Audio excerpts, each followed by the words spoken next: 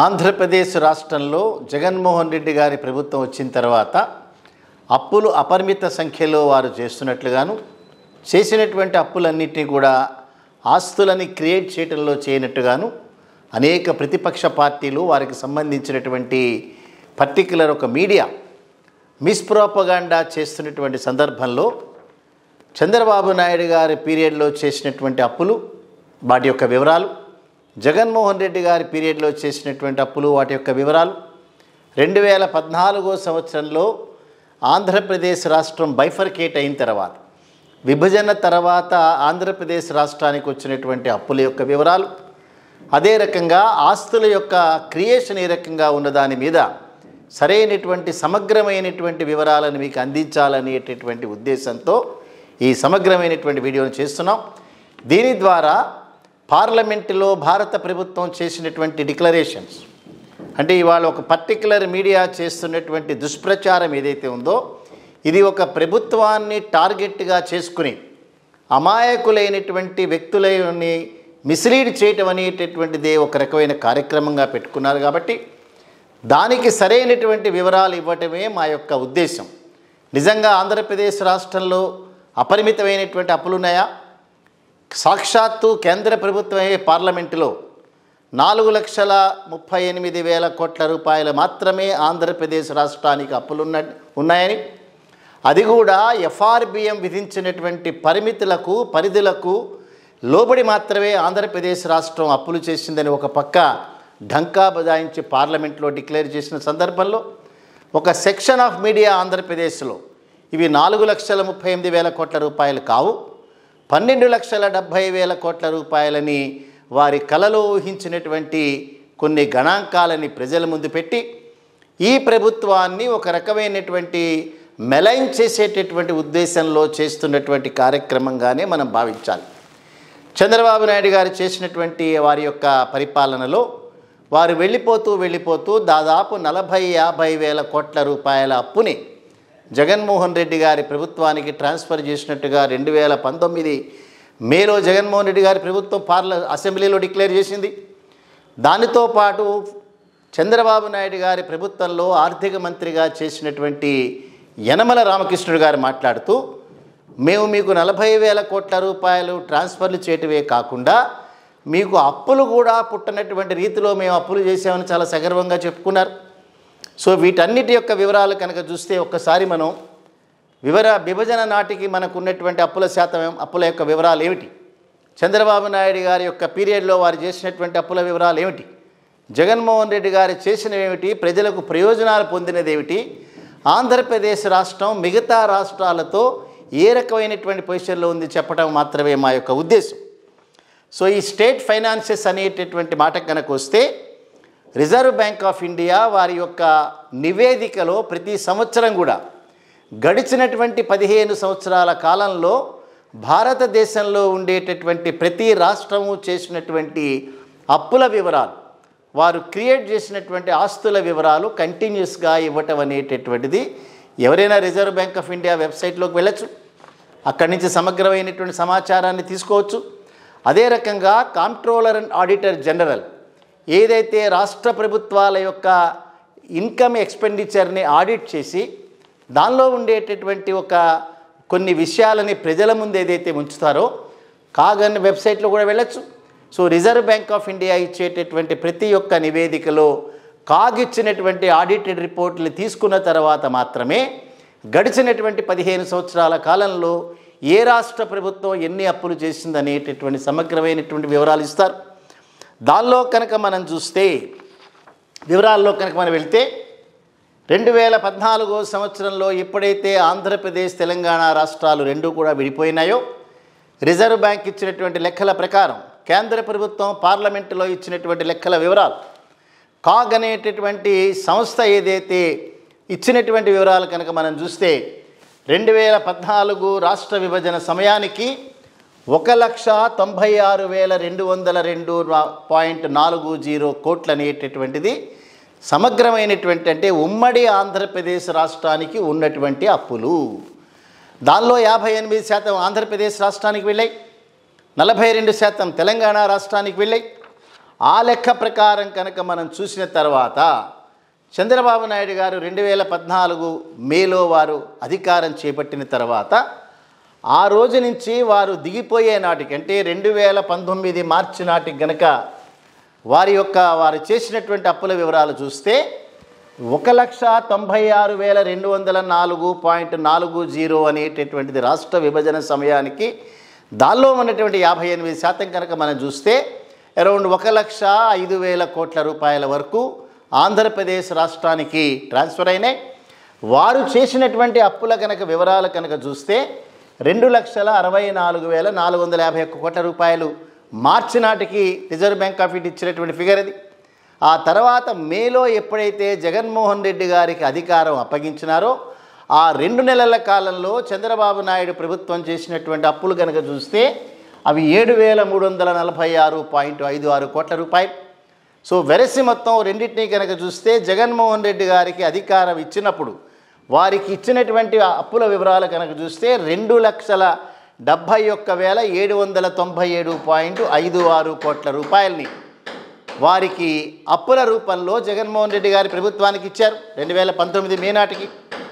So ఇప్పుడు కనుక మనం చూస్తే తాజాగా మనం 2023 నాటికి అంటే లాస్ట్ 23 మార్చి నాటికి కనుక అప్పులు కనుక చూస్తే అవి 4,28,717.70గా దాన్ని మనం పరిగణించాలి.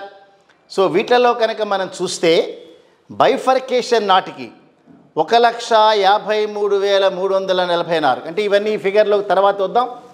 సో రాష్ట్ర ప్రభుత్వం FRBM చేసినటువంటి వారి యొక్క అప్పుల అనుమతుల ప్రకారం చేసినటువంటి అప్పుల వివరాలే కాకుండా ప్రతి రాష్ట్రంలో కూడా కొన్ని పబ్లిక్ సెక్టార్ యూనిట్స్ ఉంటాయి, అదే రకంగా కొన్ని కార్పొరేషన్స్ ఉంటాయి, అదే రకంగా పవర్ జనరేటింగ్ కార్పొరేషన్స్ ఉంటాయి.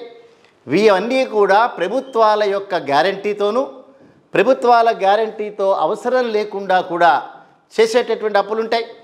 సో అయినప్పటికీ కూడా ఇవన్నీ లెక్కలోకి తీసుకోకుండా ఒక పర్టిక్యులర్ మీడియా చేసేటటువంటి దుష్ప్రచారానికి ఒక టేబుల్ రూపంలో కూడా మనం దీన్ని వివరాలు మీ అందరికీ అందిస్తున్నాం. సో దాని ప్రకారం కనుక మనం చూస్తే స్టేట్ బైఫర్కేషన్ నాటికి రాష్ట్ర ప్రభుత్వానికి వచ్చినటువంటి అప్పులే కాకుండా కార్పొరేషన్లన్నీ కూడా PSUలన్నీ కూడా పవర్ జనరేటింగ్ కార్పొరేషన్స్ ఇవన్నీ కనుక లెక్క చూస్తే 1,53,346.57 కోట్ల రూపాయలని 2014 సంవత్సరం చంద్రబాబు నాయుడు గారు మేలో ప్రభుత్వం తీసుకున్న తర్వాత టోటల్గా రాష్ట్ర ప్రభుత్వం చేసినటువంటి అప్పులు, కార్పొరేషన్లు చేసినటువంటి అప్పులు, పబ్లిక్ సెక్టార్ యూనిట్స్ చేసినటువంటి అప్పులు, ప్రభుత్వాల యొక్క గ్యారంటీలతో చేసిన అప్పులు, ప్రభుత్వాల గ్యారంటీల అవసరం లేకుండా చేసిన యొక్క అప్పుల వివరాలు. సో దాని ప్రకారం 2019 నాటికి చంద్రబాబు నాయుడు గారు పరాజయం పాలై దిగబోయే నాటికి ఇందాక మేము చెప్పినటువంటి వివరాలన్నీ కనుక మనం చూస్తే 4,12,288.04 ఈ రకమైనటువంటి అప్పులు వారు చేశారు. దాన్ని గణాంకాల పర్సంటేజ్ కనుక రూపంలో చూస్తే 21.87% దాన్ని ప్రభుత్వాలకు సంబంధించినటువంటి అనుమతులు లేకుండా ఉన్నవి చేసినటువంటివి. అంటే వెరసి మొత్తం కనుక మనం చూస్తే 2,58,942 కోట్ల రూపాయలు చంద్రబాబు నాయుడు గారి ప్రభుత్వం సమయంలో కార్పొరేషన్లు కానటువంటివి, అదే రకంగా అనుమతులు కావలసినవి, అనుమతులు లేని సంఖ్య 2,58,000. మొన్న 23 మార్చి నాటి కనుక చూస్తే ఈ 4,12,000 రూపాయలకు అధికంగా 6,38,217 కోట్ల రూపాయలు మాత్రమే జగన్మోహన్ రెడ్డి గారు అప్పు చేసినారు. వారు చేసినటువంటి అప్పుల వివరాలు కనుక చూస్తే 2,25,929 కోట్ల రూపాయలు మాత్రమే. ఏ రూపంలో చూసినా కూడా చంద్రబాబు నాయుడు ప్రభుత్వం చేసినటువంటి అప్పుల కంటే జగన్మోహన్ రెడ్డి గారు చేసినటువంటి అప్పుల శాతంలో కానీ, న్యూమరికల్గా కానీ, కన్సాలిడేటెడ్ ఫిగర్ కానీ దాన్ని తక్కువగానే మనం చూడాల్సినటువంటి అవసరం ఉంది. ప్రోపగాండా ఏదైతే ఉందో ఇది జగన్మోహన్ రెడ్డి గారి మీద చేసేటటువంటి కుట్రగా మాత్రమే దాన్ని మనం అభివర్ణించాలి. ఇవాళ కనుక చూస్తే ఆంధ్రప్రదేశ్ రాష్ట్రంలో హ్యూమన్ రిసోర్సెస్ అమితంగా డెవలప్ అయినాయనేటటువంటి, మానవ వనరులు అనేటటువంటిది అభివృద్ధి జరిగిందని నీతి ఆయోగ్ లాంటి సంస్థలు చెప్తున్నాయి. జగన్మోహన్ రెడ్డి గారు పదే పదే వారి యొక్క సమావేశాల్లో డీబీటీ ద్వారా 1,45,000 కోట్ల రూపాయలు ప్రజల యొక్క ఖాతాల్లోకి చేసినామన్నారు. డీబీటీ నాన్ డీబీటీ ద్వారా కనుక చూస్తే 2,48,000 కోట్ల రూపాయలు ప్రజల ఖాతాల్లోకి వెళ్ళాయని చెప్పారు. నీతి ఆయోగ్ ఇచ్చినటువంటి యొక్క వివరాలు కనుక చూస్తే ఆంధ్రప్రదేశ్ రాష్ట్రంలో 32% ఉండేటటువంటి అక్షరాస్యత 72%గా జగన్మోహన్ రెడ్డి గారి సమయంలో పెరిగిందనేటటువంటి నీతి ఆయోగ్ ఇచ్చినటువంటి వార్తలు. అదే రకంగా ఆంధ్రప్రదేశ్ రాష్ట్రంలో దాదాపుగా 9% బీదరికం పావర్టీ తగ్గింది అనేటటువంటిది పార్లమెంట్లో వారు ఇచ్చినటువంటి వివరాలు. సో ఈ రకంగా కనుక మనం చూస్తే ఏ రూపంలో కూడా జగన్మోహన్ రెడ్డి గారి ప్రభుత్వంలో లెక్కకు మించినటువంటి అప్పులు చేయలేదనేటువంటి వాస్తవం తెలుస్తోంది. స్వయాన నిర్మలా సీతారామన్ గారు పార్లమెంటులో మొన్ననే చేసినటువంటి ప్రకటనలో ఆంధ్రప్రదేశ్ రాష్ట్రం ఎఫ్ఆర్బిఎం పరిమితులకు లోబడి మాత్రమే అప్పులు చేసిందనేటటువంటి కితాబ్ ఇచ్చారు.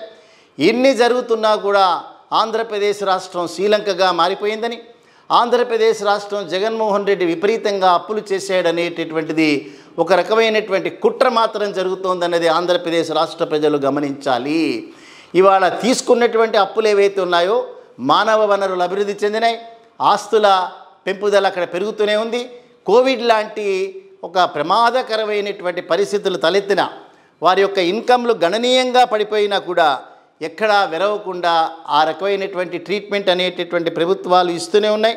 సో ఈ రకంగా కనుక మనం చూస్తే the total borrowing of the state government and the public sector undertakes is both guaranteed by state government and not guaranteed by state government, despite the fact that non-guaranteed debt is not by any stretch of imagination a liability to the government అనేటటువంటిది reserve bank of India చాలా క్లియర్గా వారి యొక్క లెక్కల్లో చెప్పింది. So అనేక రకాలైనటువంటి వివరాలు ఇచ్చిన తర్వాత కూడా పనిగట్టుకుని ఆంధ్రప్రదేశ్లో ఉన్నటువంటి ఒక మీడియా చేసేటటువంటి దుష్ప్రచారాన్ని ఆంధ్రప్రదేశ్ రాష్ట్ర ప్రజలు గమనించాలి. ఆంధ్రప్రదేశ్ రాష్ట్రంలో మానవ వనరులు, విద్య, వైద్యం అనేటటువంటి అభివృద్ధి చెందటమే కాకుండా పరిమితులకు లోబడి మాత్రమే అప్పులు చేస్తున్నారనేటటువంటి వాస్తవాన్ని మనం గమనించాలి. క్రమం తప్పకుండా వారి యొక్క సిద్ధాంతం ఏదైతే ఉందో లేనటువంటి ప్రజలకి ఏదో ఒక రూపంలో సహాయం చేయాలి. అదే రకంగా విద్య పట్ల, వైద్యం పట్ల అప్రమత్తంగా ఉండాలనేటటువంటిది అప్పుల వివరాలన్నీ మనం పక్కన పెట్టినా చంద్రబాబు నాయుడు సమయంలో అమరావతి దగ్గర నుంచి కూడా ఏ రకమైనటువంటి ఇష్యూ తీసుకున్నా అభివృద్ధి జరగకపోగా పేపర్ల మీద అదే రకంగా గణాంకాల రూపంలో మాత్రమే ప్రజలను మాయం చేశారు. కానీ ఇవాళ ఆంధ్రప్రదేశ్ రాష్ట్రంలో జరుగుతున్నటువంటి అభివృద్ధిని అంచెలంచెలుగా ప్రతి విషయంలో కూడా నీతి ఆయోగ్ లాంటి సంస్థలు, రిజర్వ్ బ్యాంక్ ఆఫ్ ఇండియా లాంటి సంస్థలు ఎక్నాలెడ్జ్ చేసినాయనేటటువంటి వాస్తవాన్ని గమనించాలి. రిజర్వ్ బ్యాంక్ ఇచ్చిన లెక్కలు కానీ కేంద్ర ప్రభుత్వం పార్లమెంటులో సమర్పించినటువంటి లెక్కల వివరాలు దాచి ఇవన్నీ ప్రజలని ఒక కుట్ర రూపంలో మోసం చేసేటటువంటి కార్యక్రమాలకి ఆంధ్రప్రదేశ్ రాష్ట్ర మీడియా ఏదైతే తెరదీసిందో వారి యొక్క అజెండా వేరు. చంద్రబాబు నాయుడిని మళ్ళీ తిరిగి ముఖ్యమంత్రి స్థానంలో నియమించుకోవాలనేటటువంటి ఒక దుగ్ధతోనూ కుట్రతోనూ చేసేటటువంటి వ్యవహారాలుగా వీటిల్ని గమనించాలి. ఆంధ్రప్రదేశ్ రాష్ట్ర ప్రజలందరూ విజ్ఞులు. ఇవాళ మీడియాకు ఉన్నటువంటి ఒక ఆలోచన ఏదైతే ఉందో ప్రతి విషయాన్ని లేనిదిగా చూపించటం, ఉన్నవి లేనివిగా చేయటం, లేనివి ఉన్నవిగా చేయించటం, రాష్ట్ర ప్రభుత్వాలని పడగొట్టగలుగుతాము, మాకు నచ్చినటువంటి ప్రభుత్వాలను ఇన్స్టాల్ చేయగలుగుతామని ఏదైతే మీడియా దురుద్దేశంతో కుట్రపూరితంగా వ్యవహరిస్తుందో వారి పట్ల జాగ్రత్తగా ఉండాల్సినటువంటి అవసరం ఆంధ్రప్రదేశ్ రాష్ట్ర ప్రజలకు ఉంది. సో ఈరోజు మనం లెక్కల వివరాలన్నీ కూడా మనం చెప్పినవి కాదు, రిజర్వ్ బ్యాంక్ ఆఫ్ ఇండియా ప్రభుత్వాలు చెప్పిన ప్రకారం 2,48,000 కోట్ల రూపాయలు ప్రభుత్వాలకు వచ్చినటువంటి ఆదాయంలోంచి, ప్రభుత్వాలు చేసినటువంటి అప్పుల్లోంచి ప్రజల ఖాతాలోకి వెళ్ళినప్పుడు ఇవాళ 2,58,492 కోట్ల రూపాయలు చంద్రబాబు ప్రభుత్వంలో ఏదైతే అప్పులు చేసినారో అవి ఎవరి ఖాతాల్లోకి వెళ్ళినాయి, ఎవరి జేబుల్లోకి వెళ్ళినాయి, ఆంధ్రప్రదేశ్లో ఉండేటటువంటి మీడియా ఏదైతే పనిగట్టుకుని అబద్ధాలను ప్రచారం చేస్తుందో వారి ఖాతాల్లోకి ఏమైనా వెళ్ళినాయా అనేటటువంటి దానికి సమాధానం చెప్పాల్సినటువంటి అవసరం ఉంది. తప్పనిసరిగా వాటి మీద వివరాలు తెలుసుకోవాలి. ఇవాళ క్లియర్గా ఇంత వారికి వచ్చినటువంటి ఇన్కమ్ కూడా ప్రజల ఖాతాల్లోకి వెళ్ళినట్టుగా లెక్కలు మనం చూపిస్తున్నప్పుడు చంద్రబాబు ప్రభుత్వంలో చేసినటువంటి అప్పులన్నీ కూడా ఎవరి ఖాతాల్లోకి వెళ్ళాయో నిగ్గు తేల్చాల్సినటువంటి అవసరం ఉంది. మీకు అన్నీ కూడా వివరాలు ఇచ్చాం. ఎవరు ఏ రకంగా మరిన్ని వివరాలు కావాల్సి వచ్చినా కూడా మాకు రాబోయేటటువంటి రోజుల్లో మరిన్ని వీడియోల ద్వారా రాష్ట్రంలో ఉండేటటువంటి వాస్తవ పరిస్థితిని తెలియజేస్తున్నాం.